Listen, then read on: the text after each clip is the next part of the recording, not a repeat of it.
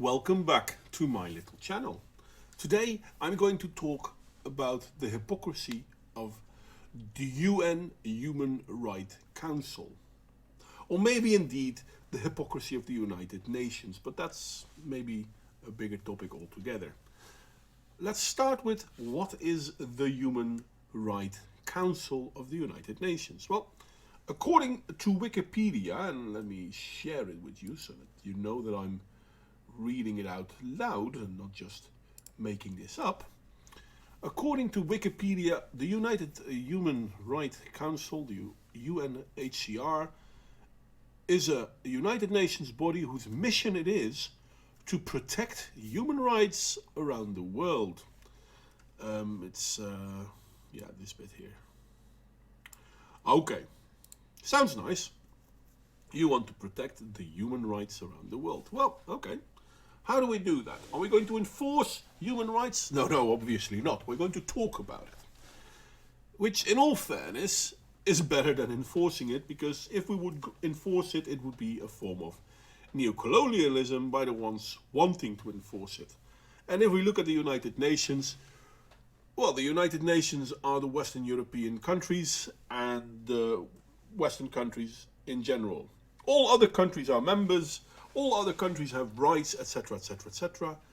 But when it comes to who's paying the bill, it's not African countries. Having said that, among the allegations the United Member States are interested in are, for example, breaches of human rights, freedom of expression, freedom of accession and assembly, freedom of belief and religion, women's rights, and LGBT rights, and the rights of racial and ethnic minorities.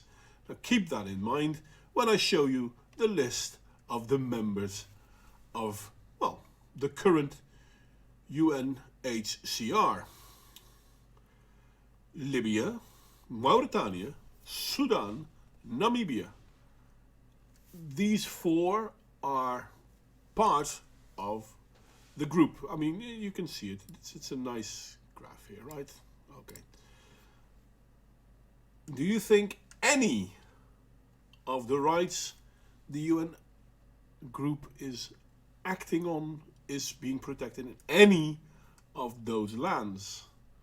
Cameroon, Eritrea, Somalia, Togo, Burkina Faso, Angola, the Democratic Republic of Congo, Nigeria, and Senegal are not the first countries that I think about when I'm thinking about, well, yeah, no, these are countries that are protecting the human rights. Indonesia is doing its best. I can understand that. Japan is doing its best, even though Japan is being berated because they won't allow ethnic minorities to become citizens of their country. Oh, they're welcome to stay for a while, but they're never going to be citizens. Which is wrong, don't you know? You have to have open borders and all that. Another project of the United Nations, to be honest. South Korea, same thing. They're doing their best, but they're not doing their best enough. These countries will be berated. But do you think they're berating Sudan? Do you think they're berating Nigeria? Even though these countries may be doing what they can as well, they don't come close to what the Human Rights Council demands of countries like Japan, South Korea, or indeed European countries. Well, let's be honest, Bangladesh. Seriously. Bangladesh is an example of good countries. The Philippines is doing its best, but there too you have a lot of infighting between religions. Obviously, it's one religion that creates more of the infighting than any of the other religions, but still, Afghanistan, Qatar, Pakistan, these are countries that uphold the the freedom of religion idea. Well, there's plenty things wrong in Armenia and Poland, and in the Ukraine. Yeah, no, that's true. But it doesn't come close, does it? Now, don't get me wrong, I'm not going to show you the different stories here. I'll have a bunch of links downstairs in the text so you can read up on the funny things that's going on in some of these countries. But what I find interesting is that these countries, let's say that the African states, they have a right to berate other countries on their human rights. Now, I think it's a good thing that people should always talk about the human rights, but somehow, in these situations, human rights mean do what I say. And we have to be okay with that. Well, can you imagine that the Dutch government has been told off because we are allowing people to disagree with a certain religion? Well, wait a second. Freedom of religion doesn't mean that religion is free of criticism. Freedom of religion is you have the right to believe what you want, and I will not try to kill you for it, nor will I deny you the right to believe what you want to believe. But I have the right to say what you believe is stupid. That's what freedom of religion is. I'm not allowed to say you're not to have that religion. Freedom of sexual identity, let's call it like that.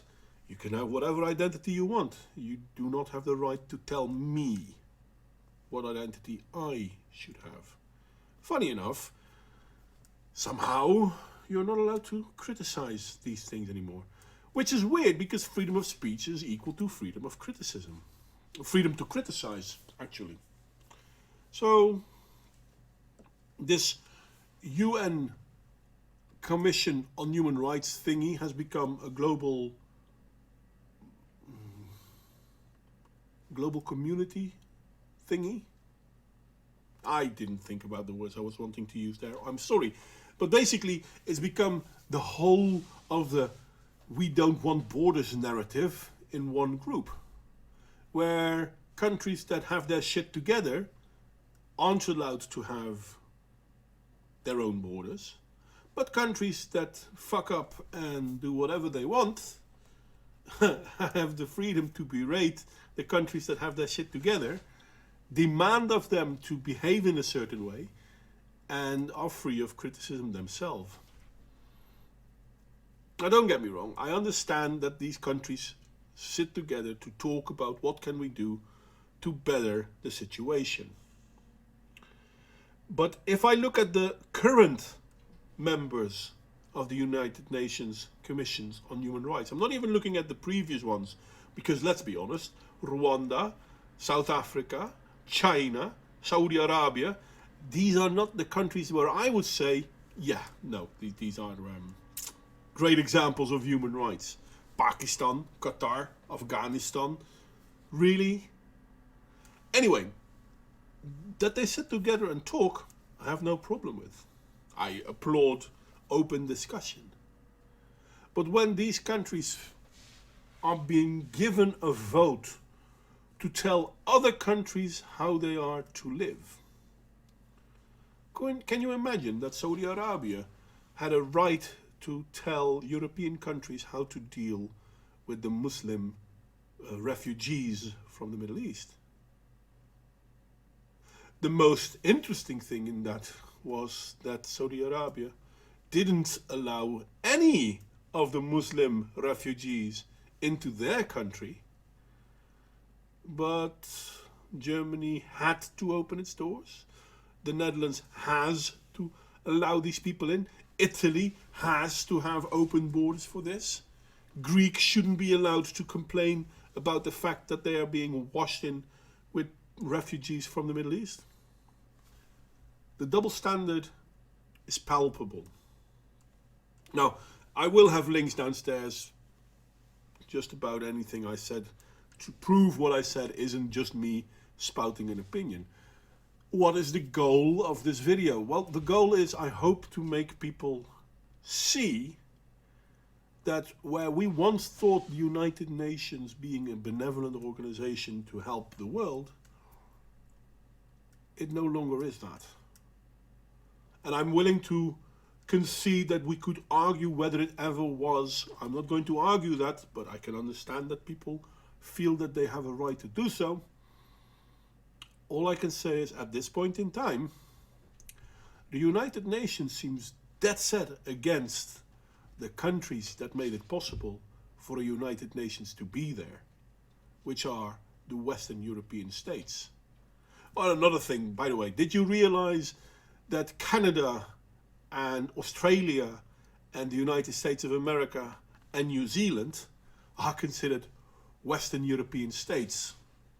Well, it does say other states, let's be honest.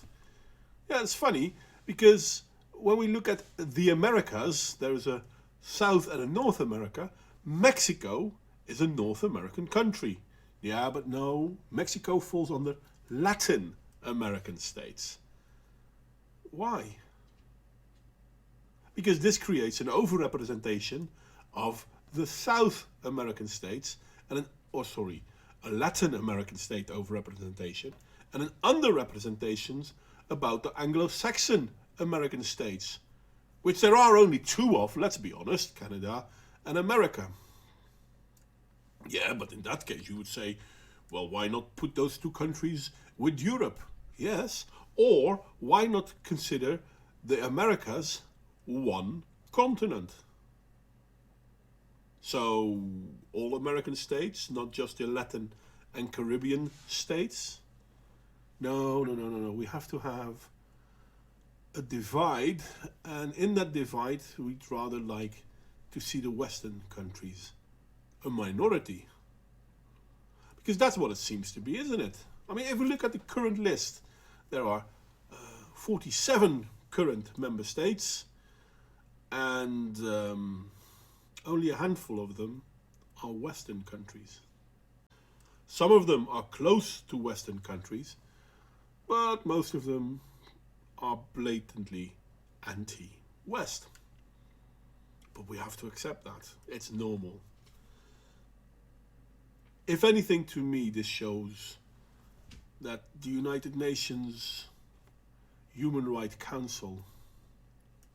Commission on Human Rights, because there is a Human Rights Council as well, which is not the same thing,